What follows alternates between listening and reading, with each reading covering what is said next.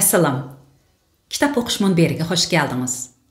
Hozir Xarita İsrailning Kashmish nomli romanini anglashni davomlashtiramiz. Oldingi anglashimizda to'g'riqlikda masjid yangilab, madrasalarni selib, bolalarni o'qitib, nurg'un yaxshi ishlarni qilgan Abdukerim Qarahojining yeshning cho'ng'ishiga agishib, kasalchan bo'lib qolganligi, ularning turmushiningmi g'o'rgul o'tayotganligini angladik. 1940-yillarda Vilahun ailesi to'g'riqlikdagi xeyli cho'ng boylarning biri bo'lib qoladi. Ammo ular o'zlarining oddiy turmush odatini o'zgartmaydi. Namratlarga yordam qiladi, hojatmanlardan yordam qo'lini aymaydi.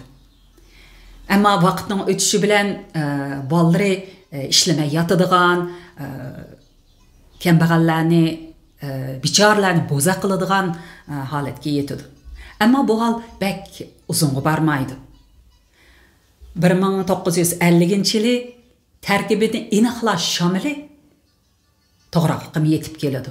Shuning bilan Vilahun oilasimi pomishchik deb ayrilib, yemagan toyiqi, eshitmagan tili qolmaydi. Buning aksicha nomrod, kambag'al dehqonlar bo'libmi savotsiz hiylagarlarning kuni tug'iladi. Shu qatorda Qurban Baxshining navrisi Namat Tozning kuni tug'ilib, yezliq hukumatga boshliq bo'ladi va to'g'riqlikni 32 yil so'raydi. 1970-yillarda to'g'riqlikda bir tosh o'stan chepiladi. Shuning bilan kishilar o'stan hashiridan qutulib qoladi.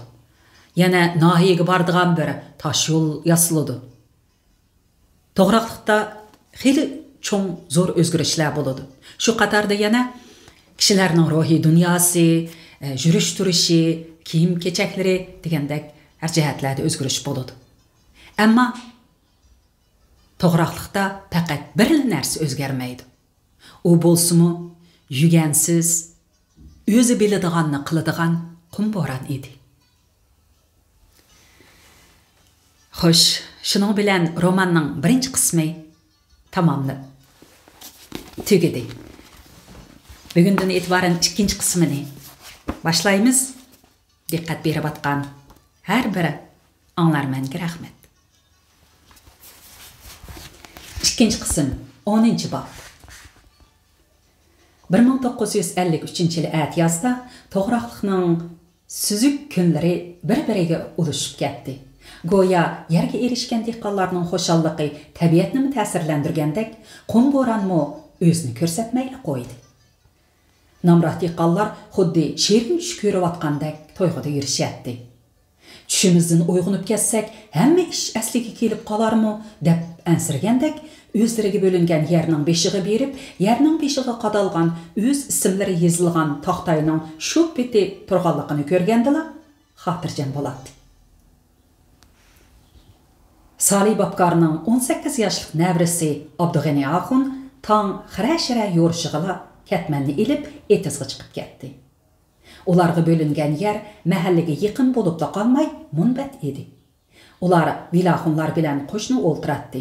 Ham Vilahunning mushu bir parcha yerni ijaraga elib teraydi. Uning dadisi umr voyat mushu yerga ishlab o'tgan edi. Endi bu yer ularga tava bo'ldi. Bu yerni ularga kompartiya berdi. Endi uni hech kim ulardan tortib olmaydi. Abdug'ani Axun tunugin og'dirib bo'lgan yerning beshig'i berib, qop-qora ko'rindigan nam tuproqdan olqiniga ilib, ezib, olqinida uzoq tutib turdi. Ko'nglida nima terishni, qandoq hosil elishni ditlab, ukularining usti-beshini yangilashni, onasiga ko'nglaklik, dadasiga yangi o'tib o'lib berishni planladi. Ko'nglining cho'nqur bir yerlarda texi hech kimga tinmagan armonlarmi bor edi. O Vilahun boyining qizi Zaynabni ilishni orzu qiladi. Zaynab kichik vaqtlardan tortibla Abdug'ani akam deb uning orqasidan chiqmaydi. Xo'piliqinimi, xo'shliqinimi uning aytadi. Kapsiz o'g'il bolalar bo'zaq qilsa yoki tuqqanlardan ranjisa, Abdug'ani akamga deyman deydi. Ata-anası bergen tatlıq türümlərini onunsiz yeməydi. Heç qandaq oyunni onunsiz oynamaydı. Zeynep'nin heç kimə oxşamaydigan çırayı, çeçenliki, sapdıllıqla emas, tərsa cahilliqi, qilaman deganini qiladigan öz beşimchiligi onun içini köydiretdi.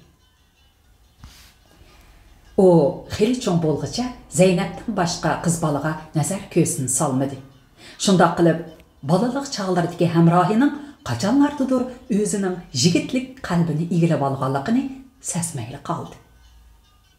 Elgiri jahanga patmay qalğan vilaxunlar baylıq və imtiyazının ayrılıb qilishi bilan Abdug'ani axunning bu armaniga yetishigimi to'salqi qalmadı. O, yezi aktivlerinden biri idi. Amma içidimi inabeti bar idi. O, bu inabetinden paylanıp, fursat bolsala Zeynep'ni qoğdadı, asırdı. Onunğa və dadısıga, akıllarıga xupiyana yardım qıldı.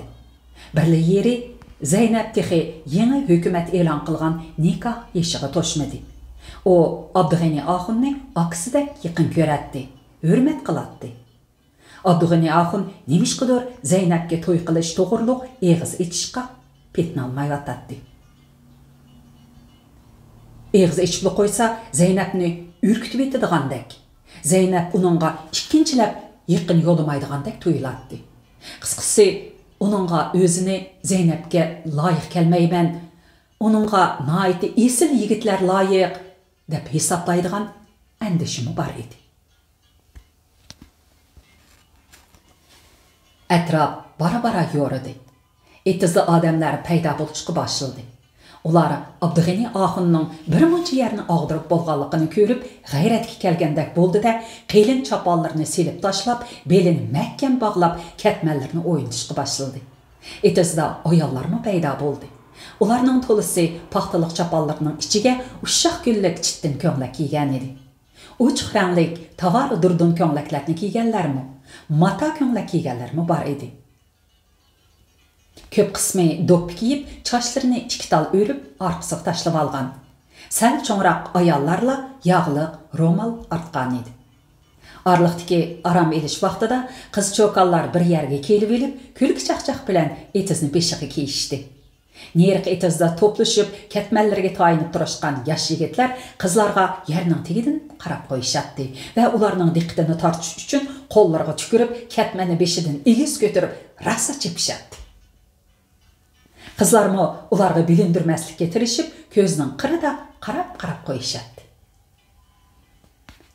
Bir nechisi beshini bir yerga qilib pichirlishatdi-da, jaranliq ovozda kulishatdi.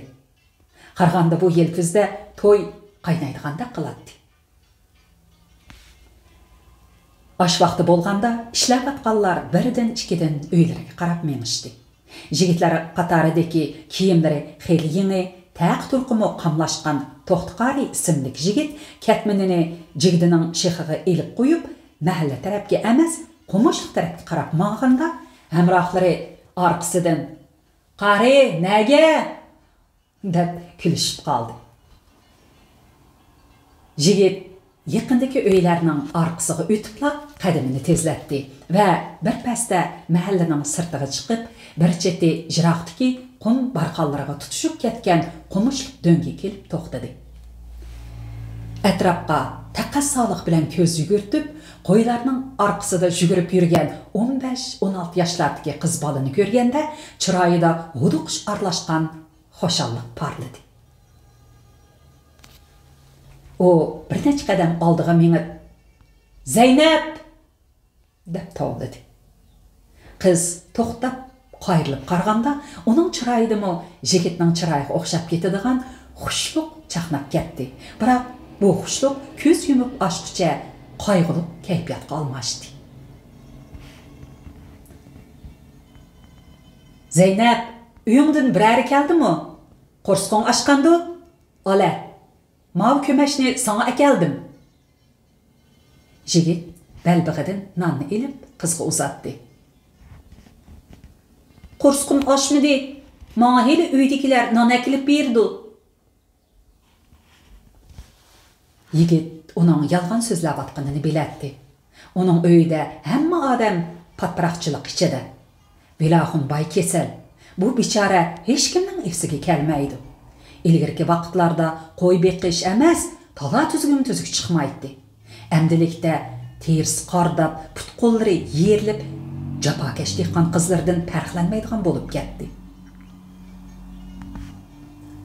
İlgiri uni ko'rsa, beshig'i elib ko'tirgidek bo'lib ketadiganlar, hozir uni pomishchikning sesiq qizi, tayyortab xinim, qonshurug'ush deb tillashidi. Silkib ishqi buyuruydi. Yurish-turishlarini ko'z oldida do'rab, masxara qilishidi. To'xtiqari qizning orqasidan birdan qarab turdi. Uning izo tortib, o'zini qochirib yurganini sezib, o'zi kulib qo'ydi. Balbig'ini yeshib yerga yoydi. Balbog'ning ustiga nonni qo'yib bo'lib, yonchiqidan uzun bir tiziq meg'izni chiqarib, nonning yeniga qo'yib qo'ydi. Qizga qarab: "Non sana qoldi. Balbog'ni at kelib elib olaman" deb to'g'ladi. O qumushliqdan chiqib bo'lib, keyniga burilganida, baya o'zi turgan do'ngda Zeynepning orqasidan qarab turganini ko'ribla, yuragi o'ynab ketdi. O qizga qarab, qo'lini pulantib qo'yib, mahallachiga qarab maqdi. Abdukerim Qara Hoji Azatliq harpisida 69 yaşida olamdan o'tganda, uning cho'ng davrisi To'xtiqari 15-16 yaşlarga kirib qolgan edi. O ahlini bilgandan tortib, cho'ng dadasining qo'lida tarbiyalangachkimikin, uydagilar uni chiroyli emas, yurish turish mijoz xuluqdimi cho'ng dadasini tortdi deyishatdi. Navrlarning ichida uni cho'ng ko'rishatdi. Keyingi yillarda dadasi Helimaxun jahonga beqib, onunğa birer hüner öğütüp qo'yish uchun uni to'g'raqliqdagi usta tikkichiga shogirdlik olib berdi. To'xtiqari do'konga berib, tugma qadavatgan, cho'lavatgan shogird balalarga birdan qarab turibla qaytib keldi va "Xotin haqning ish qaptimi, men o'ginadigan" deb ikkinchilab barg'ili unimadi. Tömürchilik, yog'ochchilikdek ishlarni chaq bo'la o'ginibla bo'ldi qildi.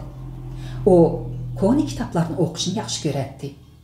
Navoiy, Fuzuli, Vaydalarning nihoyatda ko'p she'rlarini yodga biladi. Qo'mishni ushlab, qalam yasab, saman qog'ozga ko'rkam husn xatlarni yozadi. Xatlarning cho'risini naqish, gullar bilan shundoq chiroyli bezib etadiki, ko'rgan odam ko'zni ololmay qoladi. Ba'zida peshayvonda o'ltirib, qalamini shart-shurt yugurtib, ho'ylada donlab yurgan to'g'ularni, kala o'shkilarni yoki o'ynab yurgan ushshaq bolalarni shundoq o'xshitib sizatdiki, o'zim hayron bo'ladi. Cho'ng dadasi uning odamning rasmini sizishni xo'p ko'rmisimi? Sana bu hünərni Xudoyim beribdi. Bo'lmasa hech qanday usti ko'rmaymi, mushundaq rasmlarni siza olamdim. Lekin sen birer 100 yıl burun tug'ilgan bo'lsangiz, karamat usta xattot ham rassom bo'lib ketadi ekansan deb uningga dadasidan qolgan muqova, batcho'risi, xat orlarga nafs naqshlar sizilgan koni kitoblarni ko'rsatib, xattotlarni tonishtirib ketadi. Dadasi Helimaxunmu o'g'lining to'liroq qalam qog'oz bilan hapilishib yurganini ko'rsimi, ko'rmasga soladi. Lekin yangi hukumat bekor talablikka yo'l qo'ymaydi. Osh qolmaslik uchun amgak qilmay bo'lmaydi. To'xtiqari kichigidan amgak qilib o'rganmagan bo'lsa-mu, etis ishiga amroq chiqdi. O yer haydigan, yer og'dirgan, suv tutgan, o'rma urgan vaqtlarda herib holidan kassimi, nihoyatda xo'shal yuradi. To'pi ostidan bosh ko'tarib chiqib atgan maysilarga, qushlarga, g'azon bosgan bog'larga, takshi sarg'aygan to'g'raqliqlarga qarab, hissiyotlanib, birer ikki koplet bir narsalarni yezib qo'yadi. To'xtiqari ilgari Vilaxunbayning Qeyrig'anda tapqan e'tiborliq bir qizi borligini anglagan. Kichik chaqlarda chala puli ko'rgan bo'lsa-mu, yaqinqi yillardan buyon uni uchratmagan edi. Kuzda o'stan chapqili borgan yerda o'ruq, sal tatrang'u, tom ikki o'rim chechi belgi tushib turadigan go'yo go'zal husnini yoshirmoqchi bo'lgandek doim boshqalarning kayniga o'tib yerga qarab o'tiradigan g'amkin bir qiz bola uni o'ziga jalb qildi. To'xtiqori yendikilardan so'rab, uning Vilaxunbayning qizi Zaynab ekanligini bildi. Emgek başlanganda aktif yosh bolalar pomishchikning qizini cheniqtiramiz deb uning zambiliga to'pini toza chingdab usib atsimi, Zaynab tishini tishlab boshdan oxir g'ing qilmay ishlab keldi. Uning qizirib qopoqlarini turgunicha o'rim chochlarini kayniga tashlab zambilni ko'tarib mang'an holati kishini ixtiyorsiz qoyil qiladi. To'xtiqori sal nerda turib, xuddi azaldan ko'rmagan ajoyibotni tomosha qilayotgandek Zaynabga qiziqib qaraydi. Uningga ich og'irtadi. Oxir bir kuni to'pi usish navbati uningga keldi. Uning Zaynablarning zambiliga to'pini ozla usib bo'ldi qilganini ko'rgan yosh bolalar cho'rqirishib ketdi. To'xtiqori petini buzmay, "Nimancha vala qilsizlar? Qiz bola tursa, jinoq tushliq ishlamamdi. Kichik turib birer kesel tepib olsa, uval emasmi? Pomishchikning qizimi odam tursa?" dedi. Ba'zilar pomishchik odam ekan, pomishchik degan qon sho'rg'ichi, ezguchi deb uning ko'kulisiga esilmoqchi bo'lishganda Abdug'ani axun chiqib To'xtiqoriga bo'lishdi. Jadal shuning bilan besqib qoldi. Hadisla Zaynabni bo'za qiladigan bir nechsimi shuningdan keyin sal o'pkalarini besib elishdi. Vazifani tamomlab o'stangdan qaytadigan chaqda yoshlar kigiz kechak besilgan harvalarga chiqib joylashdi. Zaynab bilan hech kimning kori bo'lmadi. To'xtiqori uning tamtirab turganini ko'rib, uni o'zlarining harvasiga chiqarib oldi. Harvalar qiz yigitlarning cho'qin suratlari ichida qatorlashib yurib ketdi. Bu yerga tutashgan yo'l bo'lmaganlikdan harvalar ko'na izlarni bo'ylab gohida o'yman cho'nqirlardan, gohida qum do'nglardan o'tadi. Harva har bir chayqalganda qiz yigitlar bir-biriga urilib, so'qilib, bir-birining to'pisiga yiqiladi. Külki çaqçaq, qiya-chiyalar çöl qo'ynini bir aladi. To'xtiqorilarning harvisi qozon qumush besilgan harva edi. Zaynab harvidagi sho'x bolalardan o'zini qochirib, dumkumtirilgan yo'g'on qozonning yanida qozon bog'langan arg'amchini tutib o'ltirdi. At saharda uning yuz ko'zi kiyimlarining qap-qora bo'lib ketganini ko'rib, hammaylar toza kulishdi. To'xtiqori shu kechasi ot harvisida silkinib o'ltirib, boyning qizi bo'lgan bilan erkin aynoq emas ekan. Ba'zi qiz bolalardek o'g'illarga surkalmaydi ekan. Mushu obdan xotin bo'lg'idek deb o'yladi. Shuningdan keyin har ikkilisi bir-birini xiyoldan chiqarolmas bo'lib qoldi. Ammo ko'rishganda qizirib tatirib ikki ig'iz parangisholmaydi. Faqatla bir-birining ko'nglidagini tuyib, buningdan yoshirincha shodlanadi. Bu ishni To'xtiqorining yaqin og'inisi Asnoxun sezib qilib, "Pomishchikning qizini elib, saq beshingga og'riq tepib olarsanmikin? Olaman desam, qiz bol degan jiqqu" deb nasihat qilmoqchi bo'ldi. To'xtiqori uningga "Qani bir gap bo'lar" deb qo'ydi. O'zining Zaynabni naqadar yaxshi ko'rdiganligini, uni olmay qo'ymaydiganligini deb yurmadi. Hilmaxunning uyidan Zaynabni so'rab elchi kelganda, Vilaxun oilasidagilar xushalliqidan qiladigan qiliq topolmay qilishdi. Ikki taraf putishib, to'y kunini bekitadigan chaqda Vilaxunning cho'ng o'g'li "Rost gapni qilganda dadamning kesili eg'ilishib qoldi. Dadamning ko'zi ochiq vaqtida to'yni qilaversak" dedi. Shuning bilan darhol to'yga tutish qilindi. To'y davronsiz, ammo ko'ngillik o'tdi. Vilahunning öyiga yaqin yo'riqlari bilan urug' tuqqanlarla kelgan bo'lsa-mu, Elmaxonlarninkiga jurt ichi yupurilib degidek keldi. Elmaxonlar dasturxonni kengri silib, yumshoq hamak bilan yo'l quruq yemishni to'kma qilib tizdi. Go'sht besilgan degan oshlarni kayni-kaynidan elib chiqib, mehmonlarni go'sht bilan polog'i to'yg'izdi. Oshdan keyin qiyirlar tishlarini qo'lishib, uzoq o'ltirib, anjillardagi To'xtaxonning naqadar qovul, mard odamdiki, bir o'ltirishida bir qo'yning go'shini yeb qo'pib ketadiganligi, o'zi yolg'iz 3 odamning ishini qiladiganligi, yurtga kelgan har bir odamni qo'y kala teriydigan yer bo'lib berib kutib oladiganligi, yurtni qandoq odillik, kengqullik bilan so'rganligi, Qutlug' hoji kichikida yo'q bo'lib ketganda To'xtaxonning qandoq un selib yig'laqanligi, Ağıçısı Ayxanның kunda kent peshidagi döngü berib, jiroqqa qarab turib olganligi, Qutlug' hojining Qur'on oyatlariga tafsir aytib, kishilar ma'nosini bilmay o'qib kelgan oyatlarning ma'nosini, qandoq so'rinda qaysini o'qish ekanligini so'zlashadi.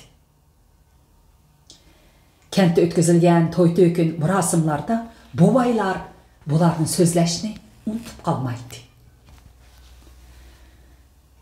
To'g'raqlıqlar bu yurtni barpo qilgan bu kishilarni va ularning avlodlarini hurmatlaydi. Gerçi Elmaxon hozir namratlashib qolgan. Vilahullar boyliq va kuchidan ayrilgan bo'lsa-mu, ularni yanada cho'ng ko'radi. Ular yana Salih Babkarning naqadar marganligi va qo'rqmasligini, Oyishxon baxshini, uzun pochoq Akufkularni eslashadi. Ular mushu yerda bola o'qitgan bir yosh muallim bilan mushu yerlik Namrat dehqonning qizi Zaynabning ishlarini so'zlashadi. Zaynabga uval bo'lgan, uni olmoqchi bo'lgan yigit taraf noahlilik qilib qo'ygan, lekin shu muallimza bo'ladigan yigit ekan deyishadi. Shu yer kelganda kimdir biri gapni bo'lib, shaharga borganlar ko'rib ekan, ular noyda eski uylarda turadi ekan. Zeynepxon shaharning xonimdirdakla bo'lib ketibdimish, deydi. Shuning bilan parang bugungi to'yga, yana kimlarning to'y qilmoqchi ekanligiga yetkiladi. Ular toki ayollar bilan yigitlar qizni ko'chirib kelguncha shundoq o'ltirishadi. To'xtaqori o'jri uyining eshigidan kirib, yuragi dupildigan holda eshik tubida bir pas turib qoldi. Yipdek inchik is chiqirib ko'yayotgan jinchiraqning g'uva yo'riqida g'ijim ro'molning tegida o'ltirgan Zaynab uning ko'ziga xuddi helada g'oyib bo'lib ketadigandek xiyoliy parizatdek ko'rindi. Shu hamon yuragidan ko'tarilgan issiq bir iqim butun vujudiga taradi. U itdek Zaynabning yeniga keldi. Ro'mol yenik silkinadi. Zaynab titrayotgandek yoki yig'layotgandek qiladi. Uning birdanla Zaynabga ichi og'rib ketdi. U Zaynabni g'ijim ro'molning ustidan quchoqlab oldi. Quchog'idagi Zaynab uningga qo'zichoqdek kichikgina ojiz bilindi. Nima bo'lding Zaynab? Nimishqa yig'laysan? Zaynabning o'ruq teni texim kuchlik silkindi. Zaynab esadab yig'lashga boshladi. Nima bo'lding? Yoki menga mayling yo'qmidi? Undaq emas. Men qo'rqid ekanman. Nimadan qo'rqsan? Mendanmi? Zaynab javob bermadi. Onun yig'isi pasaydi. Ammo u gap qilmaydi. Arlab xursinib qo'yadi. Badani muzdek texcha titrab turadi. To'xtaqori Zaynabning kichik bolni tavratgandek yengil tavirtib sochlarini siladi. Ko'nglida uni cho'ng qizlarda ko'rsatib turg'ini mushu qo'yuq ham uzun sochlari ekan deb o'yladi. Sen necha yosh kirding Zaynab? Rostdan deb baqa 15'ke. Dadan seni 18'e kirdi dep diken go. Nemiş şundaq deydi? Ben bilmedim. Sen tehi çoğun bolmapsan Zeynep. Sen menden korkmagın. Sen bana av yerge orun selip bergin. Yani bir gap var. Bu işini hiç kimge deyme. Zeynep bir dilli yengillep kalgandek bulup çakallık bilen yerge düştü. Gıcım romanını kozukka ilip koyup supının işkirsiga ayrım orun saldı. Toxtuqari kiyimini silip yetip bolğıca pagahta beşini silip kol bağlap turdu. Toxtuqari yetip bolğanda putunun uçu da kötürülüp qara çırağını püylep öçürüp teviş çıkarmay özüge orun saldı.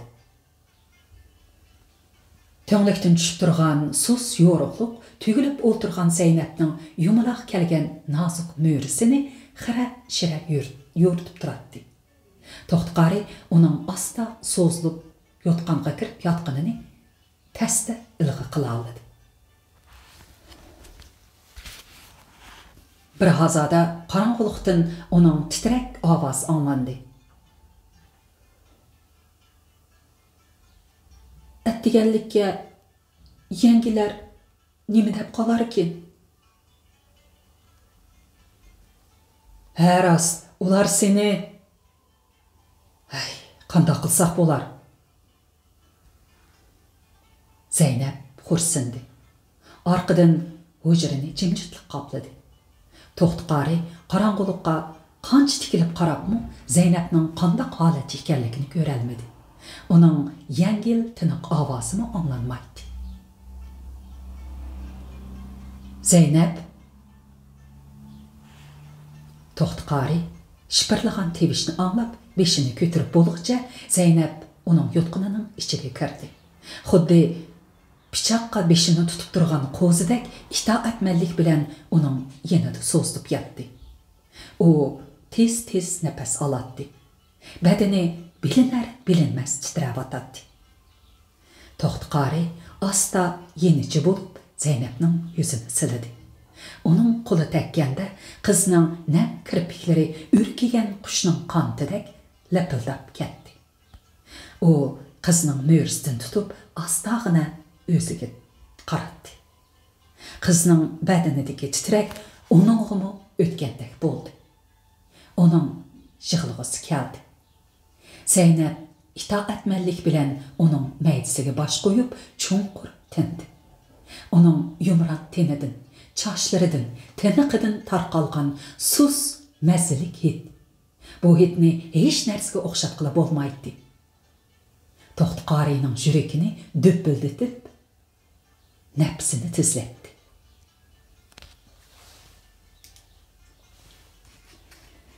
Zeynep ikkinchili bir oğul tuğdu. Onun öňi çoň dadysı Helmaxunga oqşaş aqseriq, közleri yeşilga mayil idi. Töňlükden düşken yoruqlukta bu wagtnyň qızğuç terisideki yumran seriq tükler altındek valıldaýdy. Çoňlar onu ömür uzun bolsun, işçan dehqan bolsun dep ismini Turdaxun koydu. Turdaxun yeşiği toşmayla o yeni sevzik boldu. İkinci oğul buğday öň, yoğan baş, qaşları koyuq, naiti jallyk idi. Zeynep'nin boynideki qahraba marjanga esilipli alsa zady koyup bermeydi. 40 günlük bolgan çağlarda 3-4 yaşlık balalardek iğir idi. Zeynep onu kötürüp anasının öýüge berip kelgiçe herip hasrap ketetdi. Olar onu Rostem'e dastandek palvan bolsun dep ismini Rostem koydu.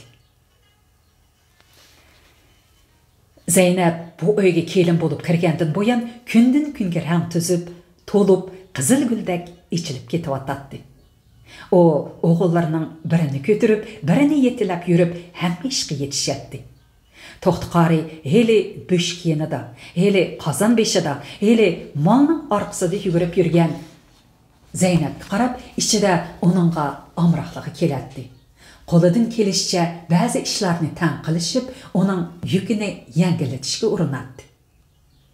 Elmaxun bilan Nusratxonmi gepi ochiq, oyog'i yengil bu kelinini qizidan ortiq ko'radi. O'zlari yolg'iz qolganda bu kelinimiz qiz bola bo'lgani bilan dadasi Vilaxunni do'rabdi. O hozirg'u qerib qoldi. Yosh vaqtida shundoq ichi kuchlik, atidan kashkicha ishlab hormaydigan, boshlagan ishini oxiriga ochiqmag'icha bo'ldi qilmaydigan odam edi, deyishadi. Xo'sh, bugun mush yergacha o'qib beray. Davomini at anglag'aysiz. Aman bo'ling. Xo'sh.